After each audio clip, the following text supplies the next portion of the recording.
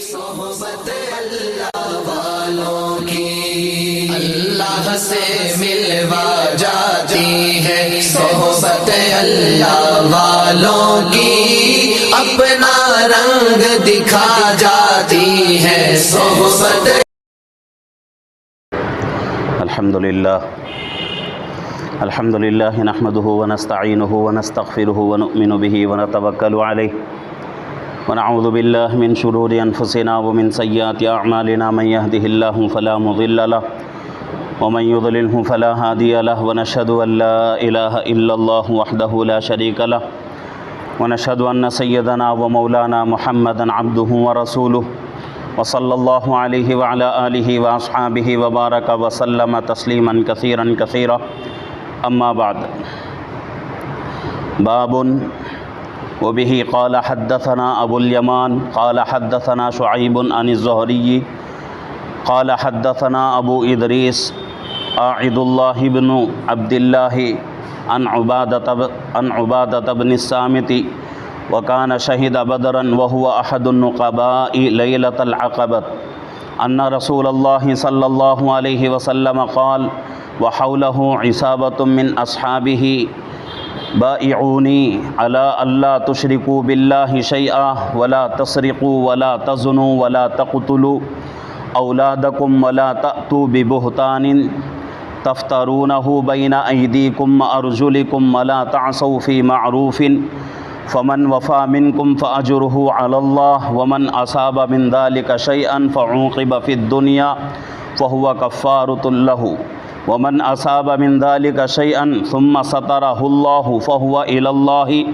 أن شاء عفا عنه وإن شاء عاقبه فبايعناه على ذلك۔ الحمدللہ ہماری حدیث کی مجلس چل رہی ہے اور پیچھے بھی بہت ساری حدیثیں ہمارے سامنے گزر چکی ہیں۔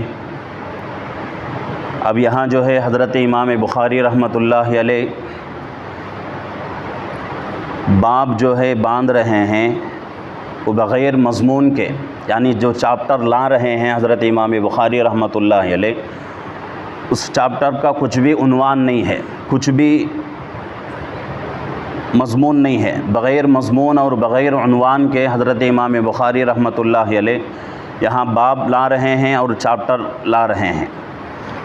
اب اس کو جو ہے پیچھے جو حدیث ہماری گزری تھی اس حدیث کے اوپر فٹ کر لیں گے کہ اس باب میں جو حدیث ہمارے سامنے آ رہی ہے وہ حضرات انصار صحابہ رضی اللہ عنہم کے تعلق سے ہی حدیث آ رہی ہے۔ پیچھے مجلس پہ جو بات ہمارے سامنے گزری تھی، جو حدیث ہمارے سامنے گزری تھی، وہ مدینے کے انصار صحابہ رضی اللہ عنہم کے تعلق سے ہی، کہ انصار صحابہ رضی اللہ عنہم سے محبت کرنا ایمان کی علامت ہے، پیچھے حدیث کے اندر گزری بات۔ اب یہاں جو ہے انہی حضرات صحابہ انصار رضی اللہ عنہم کے تعلق سے ہی حدیث ہمارے سامنے آ رہی ہے، اور یہ حدیث جو ہے اللہ کے نبی پاک صلی اللہ علیہ وسلم کے ہاتھوں پر بیعت کرنے کے متعلق سے ہے۔ حدیث کا پہلے ترجمہ سن لیتے ہیں کہ حضرت ابو ادریس رحمۃ اللہ علیہ، یہ حضرت عبادہ ابن صامت رضی اللہ عنہ جو کہ بدری صحابی ہیں، صحابہ میں کئی قسم کے صحابہ ہیں، کئی مراتب ہیں صحابہ میں، ان میں سے جو بدری صحابہ کہلاتے ہیں ان کا مقام و مرتبہ بہت ہی اونچا ہوتا ہے۔ بدری صحابی کس کو کہتے ہیں؟ جو صحابہ غزوہ بدر میں شریک ہوئے ہیں، جنگ میں جو شریک ہوئے تھے، ان کو بدری صحابی کہا جاتا ہے۔ تو غزوہ بدر جو ہوا ہے سن 2 ہجری میں، اس میں صحابہ کی تعداد کتنی تھی؟ 313 تھی۔ 315 روانہ ہوئے تھے، لیکن اس میں سے 2 صحابہ کو اللہ کے نبی پاک صلی اللہ علیہ وسلم نے کسی مقصد کے تحت مدینے کو واپس روانہ فرما دیا، لیکن اللہ کے نبی پاک صلی اللہ علیہ وسلم کے ساتھ 313 صحابہ جنگ کے لیے نکلے، اور یہ اسلام کی سب سے پہلی جنگ ہے۔ اللہ کے نبی پاک صلی اللہ علیہ وسلم کو اللہ نے نبی بنایا، مکۃ المکرمہ میں آپ 13 سال رہے، 13 سال میں کوئی جنگ نہیں ہوئی، اللہ کا حکم نازل نہیں ہوا مکی زندگی میں غزوے کا یا جنگ کا۔ لیکن جیسے ہی اللہ کے نبی صلی اللہ علیہ وسلم مکے سے مدینے کو ہجرت کر کے چلے جاتے ہیں تو اس کے 1 سال کے بعد، یعنی مدینے کو ہجرت کر کے چلے گئے، 1 سال گزر گیا، دوسرا سال جب آیا تو اس وقت اللہ کا حکم آ رہا ہے کہ کیا کرو، کافروں کے ساتھ جہاد کرو۔ تو سن 2 ہجری میں یہ پہلا غزوہ ہے، اس کو جو ہے غزوہ بدر کہا جاتا ہے۔ اور اس غزوے میں، اس جنگ میں جو صحابہ شریک ہوئے تھے وہ صحابہ دوسرے صحابہ کے مرتبے کے اعتبار سے یہ صحابہ بہت ہی اونچے مرتبے والے ہیں۔ تو اس لیے یہاں جو ہے یہ الفاظ لا رہے ہیں وَكَانَ شَهِيدَ بَدْرًا، کہ وہ صحابی بدری صحابی ہیں، بہت ہی فضیلت والی، بہت ہی یہ ان کی جو ہے فضیلت ہے۔ اور آگے جو ہے اور ایک فضیلت ان کی بیان کی جا رہی ہے، وَهُوَ أَحَدُ النُّقَبَاءِ لَيْلَةُ الْعَقَبَةِ، یعنی کہ حضرت عبادہ بن صامت رضی اللہ عنہ ایسے صحابی ہیں جو کہ اللہ کے نبی پاک صلی اللہ علیہ وسلم کے ہاتھ پر جو صحابہ مدینۃ المنورہ سے آئے تھے بیعت کرنے کے لیے، تو ان میں سے اس جماعت کی یہ ذمہ دار کون؟ حضرت عبادہ بن صامت رضی اللہ عنہ۔ آگے حدیث ہمارے سامنے آئے گی کہ کیسے بیعت ہوئی اور کہاں وہ بیعت ہوئی اور کن کن باتوں کے اوپر جو ہے وعدہ ہوا، وہ تمام باتیں ہمارے سامنے آئیں گی۔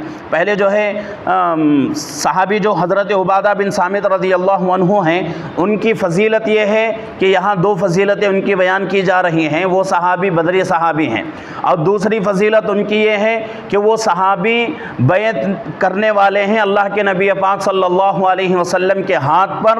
صرف بیعت کرنے والے نے، جو جماعت بیعت کرنے کے لیے آئی تھی، اللہ کے نبی صلی اللہ علیہ وسلم نے اس جماعت کے لیے آپ کو نقیب منتخب کیا۔ نقیب کس کو کہتے ہیں؟ نگران، ذمہ دار کو نقیب کہا جاتا ہے۔ تو یہ 2 فضیلتیں حضرت عبادہ بن صامت رضی اللہ عنہ کی ہیں۔ تو حضرت عبادہ بن صامت رضی اللہ عنہ حدیث کے راوی ہیں، فرماتے ہیں ان رسول اللہ صلی اللہ علیہ وسلم قال وحولہ عصابۃ من اصحابہ، اللہ کے نبی پاک صلی اللہ علیہ وسلم نے ارشاد فرمایا جبکہ حضرات صحابہ آپ کے ارد گرد موجود تھے، یعنی آپ کے آزو بازو میں آمنے سامنے جو ہے حضرات صحابہ موجود تھے، حضرات صحابہ کی ایک جماعت موجود تھی۔ تو اس وقت اللہ کے نبی صلی اللہ علیہ وسلم نے فرمایا، کیا فرمایا؟ بائعونی، میرے ہاتھ پر بیعت کرو، الا اللہ تشرکوا باللہ۔ اس حدیث کے اندر 6 باتوں کا تذکرہ ہو رہا ہے کہ 6 باتوں کے اوپر اللہ کے نبی پاک صلی اللہ علیہ وسلم نے مدینے سے جو صحابہ مکے کو آئے تھے ان کی جو ہے بیعت لے رہے ہیں 6 باتوں کے اوپر۔ اب حضرات صحابہ جو مدینے سے مکے کو آئے تھے کس مقصد سے آئے تھے؟ تو کتابوں کے اندر لکھا ہوا ہے کہ جب حج کا زمانہ آتا تھا تو حج کے زمانے میں جو صحابہ مدینے کے تھے وہ صحابہ حج کے نیت سے مکے کو آتے تھے۔ تو جب مکے کو آتے تھے تو اللہ کے نبی پاک صلی اللہ علیہ وسلم کی مکۃ المکرمہ کی زندگی 13 سالہ زندگی، تو ان 13 سالہ زندگی میں اللہ کے نبی صلی اللہ علیہ وسلم کی یہی کوشش رہتی تھی کہ بھئی جو بھی جماعت حج کے لیے آئے اس جماعت کو پکڑ لیں اور پکڑ کر اس جماعت کو سمجھائیں، نصیحت کریں اور اس جماعت تک جو ہے دین کی دعوت پہنچائیں۔ اور اس کا مقصد کیا تھا کہ مکے کو جب حج کے لیے حاجی آئیں گے تو ایک جگہ سے نہیں آئیں گے بلکہ مختلف جگہوں سے، مختلف جو ہے زمین کے حصوں سے آئیں گے، مختلف علاقوں سے آئیں گے۔ جب وہ لوگ ایمان قبول کر لیں گے تو وہاں جا کر وہ لوگ جو ہے محنت شروع کر دیں گے، جس کی وجہ سے اسلام جڑ پکڑ جائے گا، اسلام کو ایک طاقت مل جائے گی، اسلام کو ایک قوت حاصل ہو جائے گی۔ تو اس وجہ سے اللہ کے نبی پاک صلی اللہ علیہ وسلم کیا کرتے تھے؟ جو لوگ مکۃ المکرمہ کو حج کے ارادے سے آتے تھے ان لوگوں کو بہت سمجھاتے تھے۔ تو ایسا ہی ہوا ایک مرتبہ کہ مدینے سے 6 صحابہ اللہ کے نبی پاک صلی اللہ علیہ وسلم کے شہر مکۃ المکرمہ میں حج کے ارادے سے آئے۔ تو حج کے ارادے سے آنے کے بعد اللہ کے نبی پاک صلی اللہ علیہ وسلم نے ان چھ افراد کی جماعت کو مینا کی طرف لے گئے، جہاں ایک گھاٹی تھی، اس گھاٹی میں جا کر اللہ کے نبی صلی اللہ علیہ وسلم ان 6 افراد کو سمجھانے لگے۔ 6 صحابہ تھے، تو ان 6 صحابہ کو سمجھانے لگے۔ تو یہ جو ہے پہلی بیعت ہوئی۔ اب اس کے بعد یہ جماعت چلی گئی مدینے کو جا کر وہاں محنت شروع کی۔ تو دوسرے سال جب حج کا موسم آیا تو مدینے سے دوسرے سال 12 صحابہ حج کے لیے آئے۔ تو دوسرے سال بھی اللہ کے نبی پاک صلی اللہ علیہ وسلم نے اسی مقام اور اسی گھاٹی میں بلا کر لے کے گئے، اور لے جا کر اللہ کے نبی صلی اللہ علیہ وسلم نے ان 12 صحابہ کو بھی بیعت کرائی۔ اس کے بعد وہ صحابہ چلے گئے اگلے سال، یعنی کہ اللہ کے نبی صلی اللہ علیہ وسلم کی نبوت کا 13واں سال تھا۔ 11ویں سال میں حضرات صحابہ کی ایک جماعت آتی ہے 6 افراد کی مدینے سے، ان کی اللہ کے نبی صلی اللہ علیہ وسلم بیعت کر لیتے ہیں۔ وہ جماعت جاتی ہے، محنت کرتی ہے۔ 12ویں سال یعنی آپ کو نبی بنانے کے بعد 12 سال ہو گئے، 12ویں سال میں وہ جماعت محنت کرتی ہے، محنت کر کے اگلے سال ڈبل یعنی دگنی جماعت کو لے کر آتی ہے۔ 6 افراد جا کر محنت کر کے 12 افراد کو لاتے ہیں۔ 12ویں سال ہو جاتا ہے، اس کے بعد یہ جماعت جاتی ہے 12 افراد کی مدینے کو۔ تو 13ویں سال یعنی آپ کو نبی بنانے کے 13 سال جب مکمل ہوئے، اور یہ آخری سال تھا مکہ المکرمہ کا، اس سال جو ہے حضرات صحابہ جو پچھلے سال 12 افراد کی جو جماعت گئی تھی، وہ جماعت جا کر 70 پر 5 صحابہ کو لے کر مکہ المکرمہ آئے۔ اس میں سے حضرات محدثین فرماتے ہیں کہ جو صحابہ 70 پر 5 صحابہ کی جو جماعت مکے کو آ رہی ہے بیعت کے نیت سے، ان میں سے 70 پر 3 مرد حضرات تھے، 2 عورتیں تھیں، 2 صرف صحابیات تھیں، اور باقی 70 پر 3 صحابہ موجود تھے۔ تو یہ جماعت آتی ہے۔ تو یہ جماعت جب آتی ہے تو یہ جماعت آنے کے بعد یہ حدیث کے جو راوی ہیں حضرت عبادہ بن صامت رضی اللہ عنہ، ان کو اللہ کے نبی صلی اللہ علیہ وسلم نے اس پوری جماعت کا نقیب منتخب کیا۔ صرف آپ کو اکیلے نہیں بلکہ آپ کے ساتھ اور 11 صحابہ کو اللہ کے نبی صلی اللہ علیہ وسلم نے مکمل جو ہے 12 صحابہ کو نقیب کے طور پہ منتخب کیا، یعنی ذمہ دار بنایا 12 صحابہ کو۔ کتنے لوگوں کے لیے؟ جو 70 پر 5 صحابہ آئے تھے ان کے لیے، اور مدینے میں جو صحابہ موجود تھے مسلمان ان کے لیے، سب کے لیے اللہ کے نبی صلی اللہ علیہ وسلم نے 12 امیروں کو منتخب کیا، 12 ذمہ داروں کو منتخب کیا، اور تمام کے ذمے کام لگا دیا کہ بھئی تم جو ہے اپنے اپنے حلقے میں کام کرتے رہو۔ تو پہلی جب جماعت آئی تھی، اس جماعت میں حضرت عبادہ بن صامت رضی اللہ عنہ جو حدیث نقل کر رہے ہیں صحابی، یہ صحابی پہلی جماعت میں موجود نہیں تھے۔ لیکن جب دوسرا سال آیا، 12 صحابہ جو آ رہے ہیں، تو اس سال اس جماعت میں حضرت عبادہ بن صامت رضی اللہ عنہ موجود تھے۔ لیکن اللہ کے نبی صلی اللہ علیہ وسلم نے دوسرے سال یعنی آپ کا پہلا سال تھا، اس وقت آپ کو ذمہ دار نہیں بنایا، بلکہ اس کے بعد جب آپ کا دوسرا سال آیا اور بیعت کا تیسرا سال آپ کے سامنے پیش آیا، تو اس وقت اللہ کے نبی پاک صلی اللہ علیہ وسلم نے حضرت عبادہ بن صامت رضی اللہ عنہ کو اور ان کے ساتھ اور 11 صحابہ کو ذمہ داری کے طور پر ان کے کاندھوں کے اوپر کچھ کام دے دیے، اور ان 12 صحابہ کو ذمہ دار بنا کر اللہ کے نبی صلی اللہ علیہ وسلم مدینے کو روانہ کر دیے۔ تو صحابی فرماتے ہیں کہ حضرات صحابہ اللہ کے نبی پاک صلی اللہ علیہ وسلم کے ارد گرد بیٹھے ہوئے تھے۔ تو اس وقت اللہ کے نبی صلی اللہ علیہ وسلم فرماتے ہیں بائعونی، میں تمہیں کچھ باتوں کے اوپر تمہاری بیعت کرانا چاہتا ہوں، اور وہ باتیں کتنی ہیں؟ 6 باتیں ہیں۔ الا اللہ تشرکوا باللہ شیئا ولا تسرقوا ولا تزنوا ولا تقتلوا اولادکم ولا تأتوا ببہتان تفترونہ بین ایدیکم وارجلکم ولا تعصوا فی معروف۔ یہ 6 باتیں ہیں۔ تو اس میں سے پہلی بات جس کا تذکرہ ہو رہا ہے، الا اللہ تشرکوا باللہ شیئا، اللہ کے علاوہ کسی کو شریک مت ٹھہراؤ، اللہ کے علاوہ کسی کو شریک مت ٹھہراؤ۔ اور دوسری بات ولا تسرقوا، کچھ بھی ہو جائے چوری کے قریب مت جاؤ، چوری نہ کرو۔ ولا تزنوا، کتنا بھی آپ کے اوپر جو ہے شہوت غالب آ جائے لیکن آپ جو ہے زنا سے دور رہو۔ ولا تقتلوا اولادکم، اور اپنے اولاد کو قتل مت کرو۔ ولا تأتوا ببہتان تفترونہ بین ایدیکم وارجلکم، اور ایسا بہتان مت باندھو جو کہ آپ اس کے ذمہ دار ٹھہراؤ، جو آپ کے ہاتھوں اور پیروں کے درمیان لٹک جائے، ایسا بہتان کسی کے اوپر مت باندھو۔ اور اسی طریقے سے ولا تعصوا فی معروف، اور کسی نیکی کی نافرمانی نہ کرو، کسی نیکی کی، کسی نیک کام کی جو ہے نافرمانی نہ کرو، اس کی اطاعت کرو۔ یہ 6 باتوں کا یہاں تذکرہ ہو رہا ہے۔ اب جو ہے ہمارے دلوں کے اندر ایک اشکال ہو سکتا ہے کہ بھئی آنے والے صحابہ ہیں، مسلمان ہیں، لیکن اللہ کے نبی صلی اللہ علیہ وسلم یہاں ان باتوں کا کیوں تذکرہ کر رہے ہیں، ان باتوں کے اوپر کیوں بیعت لے رہے ہیں؟ 6 باتیں بہت ہی خطرناک باتیں ہیں، اور مسلمان کے لیے ضروری ہے کہ اپنے زندگی کو ان باتوں سے پاک رکھے، اور ایک اچھا اور سچا پکا مسلمان جو ہے ان باتوں سے اپنی زندگی کو پاک ہر حال میں رکھتا ہے۔ لیکن حضرات صحابہ کی جماعت تو بہت ہی مقدس جماعت، اور اس جماعت کو اللہ کے نبی صلی اللہ علیہ وسلم کیوں فرما رہے ہیں؟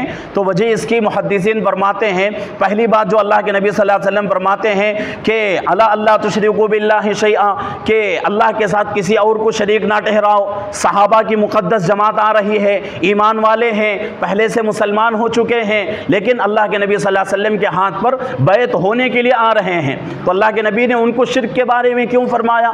تو محدثین فرماتے ہیں کہ یہاں جو ہے شرک جو فرمایا جا رہا ہے، اصل میں شرک 2 قسم کی ہوتی ہے، ایک شرک جلی اور ایک شرک خفی۔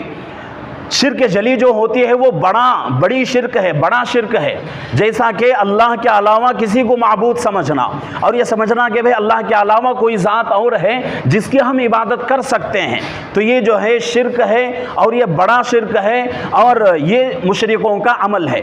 لیکن شرک خفی کس کو کہتے ہیں؟ شرک خفی جیسا کہ قبروں کی جو ہے قبروں کا طواف کرنا، قبروں کے اوپر چادریں چڑھانا، اور اسی طریقے سے منتیں، قبروں کے اندر جو حضرات دفن ہو چکے ہیں ان کے نام سے منتیں مانگنا، ریاکاری کرنا، کسی کو دکھلانے کے لیے کوئی کام کرنا، یہ تمام چیزیں شرک خفی ہیں۔ اللہ کے نبی پاک صلی اللہ علیہ وسلم یہاں جو فرما رہے ہیں شرک سے اپنی زندگی کو پاک رکھنا، مطلب کیا ہے؟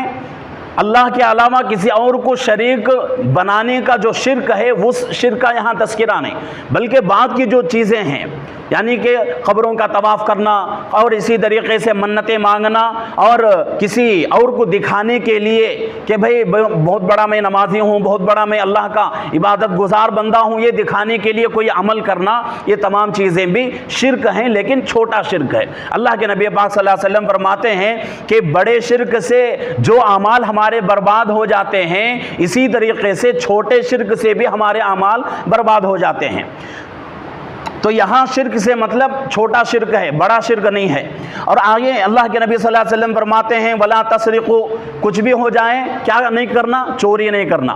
چوری کا کیوں تذکرہ ہو رہا ہے؟ تو محدثین فرماتے ہیں کہ عربوں کی عادت تھی، عرب لوگ جو تھے ان کی عادت تھی کہ وہ لوگ جو ہیں بہت زیادہ چوری کیا کرتے تھے۔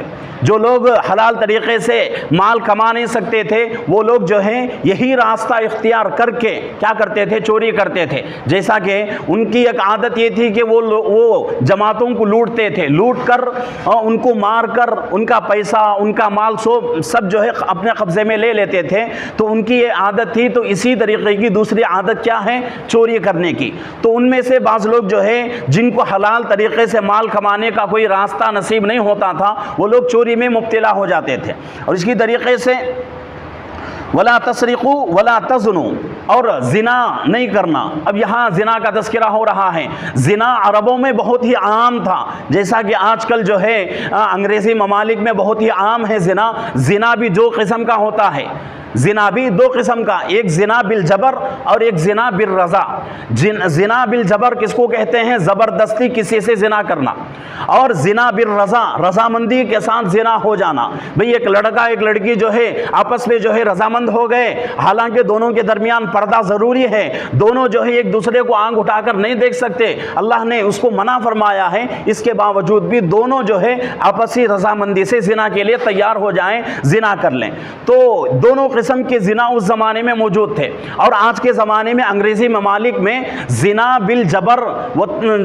بالجبر اور اسی طریقے سے زنا بالرضا جو ہے، یہ دونوں زنا انگریزی ممالک میں بہت پائے جاتے ہیں، اور ان دونوں چیزوں میں سے زنا بالرضا جو ہے یہ بہت ہی عام ہے۔ وہاں کوئی جو ہے کسی کو منع نہیں کر سکتا، کوئی کسی کو ٹوک نہیں سکتا کہ بھئی آدمی ہے، ایک آدمی کے پاس بہت سارا مال ہے، یہ آدمی کیا کرے گا کہ بھئی دوسرے کو مال دے کر اس کو جو ہے رضامند کر لے گا اور اس کو جو ہے زنا میں لے لے گا۔ تو یہ جو ہے زنا کی دو قسمیں ہیں۔ اور اسی طریقے سے شیعہ جو قوم ہے، اس قوم کے پاس ایک مسئلہ ہے، نکاح متعہ جس کو کہا جاتا ہے۔ اللہ کے نبی پاک صلی اللہ علیہ وسلم نے متعہ کو قیامت تک کے لیے حرام قرار دے دیا۔ متعہ کس کو کہتے ہیں کہ بھئی مجبوری کی حالت میں آدمی گناہ سے بچتا ہے، لیکن ایسا جو ہے اس کے اوپر شہوت غالب آ رہی ہے کہ آدمی جو ہے کتنی بھی کوشش کر لے، گناہ سے آدمی بچنا آدمی کے لیے مشکل ہے، تو ایسے حالت میں کچھ پیسے دے کر کسی کے بچی کو جو ہے اپنے نکاح میں لے لے، اور اس کے لیے دو چیزیں شرط ہوتی ہیں، ایک پیسہ اور ایک وقت۔ کتنا پیسہ دے رہا ہے اس کے لیے بھی جو ہے متعین کر دیا جاتا ہے، اور کتنا وقت جو ہے لڑکی کو اپنے نکاح میں رکھے گا، اپنے پاس رکھے گا، اس کا بھی جو ہے پہلے ہی جو ہے اگریمنٹ ہو جاتا ہے۔ اگر پیسے دے دیا، پیسے دینے کے بعد دونوں کا جو ہے جوڑا ہو گیا، اس کے بعد جو وقت متعین ہوتا ہے ان کے درمیان، وہ وقت اگر گزر جائے تو دونوں کے درمیان طلاق ہو جاتی ہے، طلاق دینے کی ضرورت نہیں۔ تو یہ شیعہ لوگوں کے پاس آج بھی ہے، یہ جو ہے اس مسئلے کے اوپر وہ لوگ عمل کرتے ہیں، حالانکہ اللہ کے نبی پاک صلی اللہ علیہ وسلم نے فتح خیبر کے موقع پر گدھے کے گوشت کو اللہ کے نبی نے حرام قرار دے دیا، اور اسی کے ساتھ ساتھ متعہ کو بھی اللہ کے نبی صلی اللہ علیہ وسلم نے قیامت تک کے لیے حرام قرار دے دیا۔ تو زنا جو ہے دو قسم کا ہے۔ اور اسی طریقے سے وَلَا تَقْتُلُوا أَوْلَادَكُمْ، اپنے بچوں کو قتل نہ کرو۔ یہ بھی عربوں کے اندر بہت زیادہ تھا، لڑکے جو ہوتے تھے ان کو کھانے پینے کے اعتبار سے اور روزی کے اعتبار سے ڈر کر لڑکوں کو قتل کر دیتے تھے، اور لڑکیوں کو بے عزتی کی وجہ سے زندہ ان کو جو ہے دفن کر دیتے تھے۔ لڑکوں کو بھی ایک طرف قتل کرتے تھے، اور لڑکیوں کو تو بھی بہت ہی زیادہ اس زمانے میں جو ہے عرب لوگ کیا کرتے تھے، زندہ درگور کر دیتے تھے، یعنی زندگی ابھی اس کی باقی ہوتی تھی، ایسی حالت میں ہی اس کو جو ہے دفن کر دیتے تھے۔ کیوں کرتے تھے؟ وجہ اس کی یہ ہے کہ بچیاں اگر ہمارے گھروں میں رہے گی تو یہ ہمارے لیے بے عزتی کا سبب ہے۔ کیوں؟ یہ بچی جب جوان ہو جائے گی تو کسی سے جو ہے شادی ہو جائے گی، اور کوئی آدمی ہمارے گھر کا داماد بنے گا، اور اس کے نخرے برداشت کرنا پڑے گا، اور اس کی تمام جو ہے باتیں سننا پڑے گا۔ تو اس لیے اس زمانے میں عرب کے لوگ جو ہے پرانے زمانے میں، زمانے جاہلیت میں اپنی بچیوں کو زندہ دفن کر دیتے تھے، لیکن یہ خود جو زندہ دفن کر رہے ہیں ان کے گھروں میں ان کی بیویاں بھی، کسی کی لڑکیاں ہوتی تھیں، کسی کی جو ہے بیٹیاں ہوتی تھیں، لیکن اس چیز کی طرف ان کی توجہ نہیں ہوتی تھی۔ لیکن اپنے گھر کے اندر بچی پیدا نہ ہو، اگر بچی پیدا ہو بھی جائے تو اس کو جو ہے زندہ دفن کر دیتے تھے۔ تو اس لیے اللہ کے نبی صلی اللہ علیہ وسلم اس بات کے اوپر بیعت کر رہے ہیں۔ اور اس کی طریقے سے اس چیز کے تعلق سے آج بھی جو ہے بہت سارے لوگ غلطی کرتے ہیں، بچوں کو جو ہے مار دیتے ہیں، اور مارنے میں کیا ہے، حمل گرانا بھی مارنا ہے، چاہے اس حمل کے اندر جان پیدا ہوئی ہو یا جان پیدا نہ ہوئی ہو، دونوں قسم کا حمل۔ کہ ایک حمل وہ ہے جو شروع زمانے میں ہوتا ہے کہ اس کے اندر جان پیدا نہیں ہوتی، اس کے اندر جان نہیں رہتی، اگر کوئی آدمی اس کو گرا دیتا ہے تو وہ بھی جو ہے بچے کو قتل کرنے کے مانند۔ اور اسی طریقے سے جس کے حمل میں جان پیدا ہو گئی لیکن ابھی جو ہے بچوں کی جو ہے خواہش نہیں ہے تو اس کو جو ہے گرا دیا، تو یہ بھی جو ہے گناہ ہے اور یہ بھی حرام ہے۔ اور اسی طریقے سے عزل کرنا، عزل کس کو کہتے ہیں کہ نطفہ عورت کے رحم کے اندر، عورت کے پیٹ کے اندر قرار ہی نہ پائے، اس کے لیے کچھ ذرائع استعمال کرنا، اور جب بیوی سے صحبت ہو جائے، صحبت ہوتے وقت جب منی کے قطرات نکلنے کا وقت قریب آتا ہے تو وہ منی کے قطرات آدمی کیا کرے، باہر چھوڑ دے۔ اس کو بھی اللہ کے نبی پاک صلی اللہ علیہ وسلم نے منع فرما دیا۔ ایک صحابی نے پوچھا کہ اللہ کے نبی عزل کا حکم کیا ہے؟ تو اللہ کے نبی پاک صلی اللہ علیہ وسلم نے فرمایا عزل ایسا ہی ہے کہ آدمی خاموشی سے ایک زندے جان کو زندہ ہی جو ہے دفن کر دے۔ تو عزل کے بارے میں بھی اللہ کے نبی صلی اللہ علیہ وسلم نے منع فرمایا۔ ہاں فقہاء اکرام فرماتے ہیں کہ اگر کوئی ماہر ڈاکٹر یہ حکم لگا دے کہ اگر حمل قرار پائے گا تو جان کا خطرہ ہو سکتا ہے، اگر کوئی ماہر ڈاکٹر یہ کہے تو اس وقت شریعت ہمیں چھوٹ دیتی ہے کہ ہم جو ہے نطفے کو قرار پکڑا نہیں سکتے، بلکہ اس سے پہلے جو ہے ہم عزل کر لے سکتے ہیں، لیکن قرار پانے کے بعد اس کو گرانا بہت بڑا گناہ ہے۔ قرار پانے سے پہلے ہی ہم جو ہے اس کو قرار پانے نہیں دیں گے، اس کو جو ہے ٹھہرنے نہیں دیں گے، اس سے پہلے عزل کر کے جو ہے ہم گرا دیں گے۔ لیکن قرار پانے کے بعد عورت کے پیٹ کے اندر منی کے قطرے چلے گئے اور حمل قرار پا گیا اور نطفہ جو ہے قرار پا لیا، تو اس کے بعد کسی بھی حال میں گرانا بالکل جائز نہیں، حرام ہے بالکل۔ اور اسی طریقے سے اللہ کے نبی پاک صلی اللہ علیہ وسلم فرماتے ہیں کہ وَلَا تَأْتُوا بِبُهْتَانٍ تَفْتَرُونَهُ بَيْنَ أَيْدِيكُمْ وَأَرْجُلِكُمْ، یعنی کہ ایسے کسی کے اوپر ایسا بہتان مت لگاؤ جو بہتان تمہارے ذمے لٹکا ہوا ہو، یعنی کہ کسی بچے کو کسی کی طرف منسوب نہ کرو کہ بھئی ایک آدمی کا بچہ ہے، آپ یہ کہہ دو کہ بھئی یہ بچہ جو ہے اس کا نہیں ہے فلانے کا ہے، تو یہ بھی جو ہے بہت بڑا گناہ ہے۔ اور بہتان باندھنے اور بہتان لگانے والے کی سزا بڑی خطرناک سزا ہے۔ اگر اسلامی حکومت ہو تو اس کی اتنی سخت سزا ہے کہ وہ اس آدمی کی سزا کو دیکھ کر دوسرے لوگ جو ہے ہوش میں آ جائیں گے، دوسرے لوگوں کو بات سمجھ میں آ جائے گی۔ تو اس سے بھی اللہ کے نبی صلی اللہ علیہ وسلم منع فرما رہے ہیں۔ اور آخری بات، چھٹی بات، وَلَا تَعْصَوْا فِي مَعْرُوفٍ، اور کسی نیکی کے بات کا انکار نہ کرو۔ کوئی نیک بات تمہارے سامنے آ رہی ہے یا کوئی جو ہے نیک بات کا حکم دے رہا ہے تو اس کو جو ہے انکار نہ کرو۔ اگر تمہارے اندر بشاشت ہے تو کر لو، ورنہ جو ہے خاموشی کے ساتھ نکل جاؤ، تو یہ ہمارے لیے بہت ہی بہتر ہے۔ اگر کسی نیک کام کا ہم نے منع کر دیا اور انکار کر دیا تو یہ انکار کرنا ہمیں کہاں تک لے جائے گا؟ ہمارے ایمان کو خطرے میں ڈال دے گا۔ تو اس لیے کسی بھی نیک کام کو انکار نہیں کرنا چاہیے۔ آگے اللہ کے نبی پاک صلی اللہ علیہ وسلم فرماتے ہیں کہ دو چیزیں بیان کر رہے ہیں کہ ایک چیز یہ ہے کہ اگر یہ 6 باتوں کو اگر کوئی آدمی کر لے گا تو اس کو کیا ملے گا، 6 باتوں میں سے کسی چیز کو چھوڑ دے گا تو اس کو اللہ کی طرف سے کیا ملے گا۔ اللہ کے نبی صلی اللہ علیہ وسلم فرماتے ہیں فَمَنْ وَفَى مِنْكُمْ فَأَجْرُهُ عَلَى اللَّهِ، اگر کوئی آدمی ان باتوں کو اپنی زندگی سے دور رکھے گا تو اللہ کے پاس اس کے لیے بہترین اجر ہے، بہترین ثواب ہے۔ وَمَنْ أَصَابَ مِنْ ذَلِكَ شَيْئًا فَعُوقِبَ فِي الدُّنْيَا فَهُوَ كَفَّارَةٌ لَهُ، اگر کوئی آدمی ان باتوں میں سے کسی بات کا ارتکاب کر لیتا ہے، کسی بات کو اپنی زندگی میں لا لیتا ہے، تو اس لانے کی وجہ سے اللہ رب العزت اس کو دنیا کے کسی عذاب میں مبتلا کر دے تو یہ عذاب اس کے لیے کیا ہو جاتا ہے؟ کفارہ بن جاتا ہے۔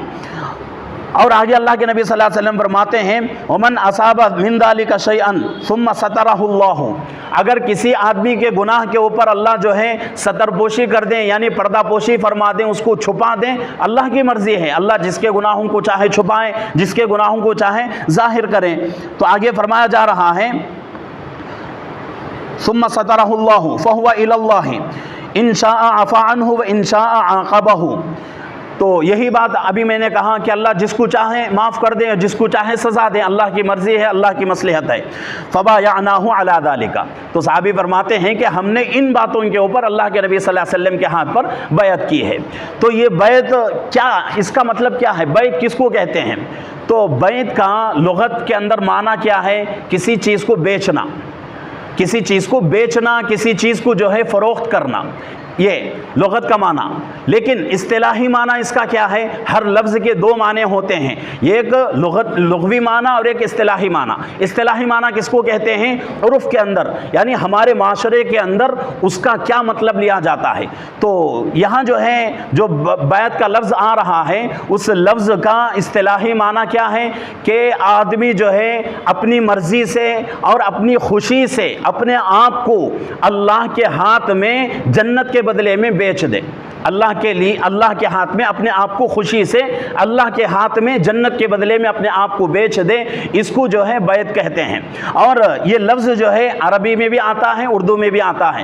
عربی میں اگر آئے تو آخر میں بیعت کے آخر میں جو تا آتی ہے وہ گول تا آتی ہے، لیکن اردو میں اگر آئے تو لمبی تا آتی ہے، لیکن دونوں کا معنی ایک ہے۔ لفظ عربی میں بھی وہی اور اردو میں بھی وہی، لیکن دونوں کا معنی ایک ہے۔ اب بیعت کا ہمارے شریعت کے اندر بیعت کا ایک حکم اور اس کا ایک پوزیشن کیا ہے، تو اس کے تعلق سے 3 جماعتیں ہیں۔ ایک جماعت کہتی ہے کہ بھائی بیعت کوئی جو ہے، بیعت کا نام، بیعت کی چیز کوئی ہے ہی نہیں شریعت کے اندر، اور ایک جماعت کہتی ہے کہ بھائی بیعت کے بغیر ہمارے اعمال قبول ہی نہیں ہوتے، ہم کامیابی تک نہیں پہنچ سکتے۔ اور ایک جماعت جس کو ہم جو ہے علماء دیوبند کہتے ہیں، تو وہ کہتے ہیں کہ بھائی کامیابی کے لیے بیعت کا ہونا ضروری نہیں۔ اللہ کے نبی صلی اللہ علیہ وسلم نے فرمایا کہ کامیابی کس کے اوپر ہے؟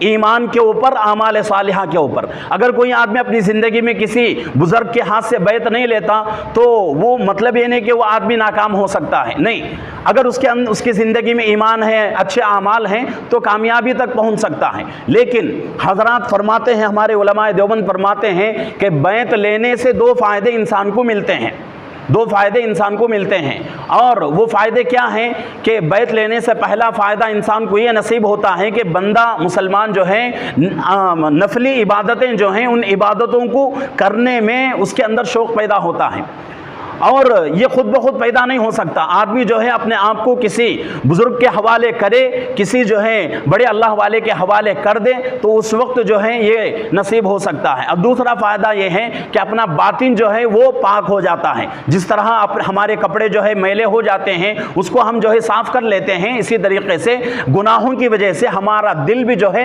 ناپاک ہو جاتا ہے، ہمارا دل بھی جو ہے گندا ہو جاتا ہے۔